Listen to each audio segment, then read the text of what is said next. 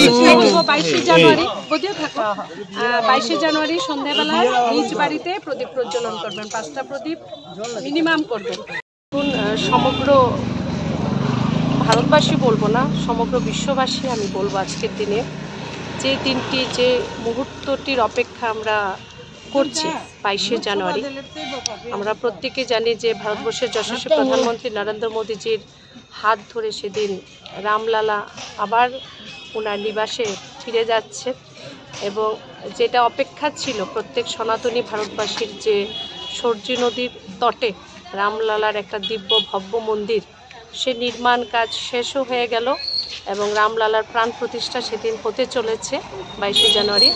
সে দিনটিকে সামনে রেখে বিভিন্ন রকমের কর্মসূচি চলছে, আপনারা জানেন, যেমন স্বচ্ছ মন্দিরের স্বচ্ছতা অভিযান চলছে। আমাদের আস্থার যে প্রতীক, যে স্থানগুলো আছে সেগুলো আমরা স্বচ্ছ করছি।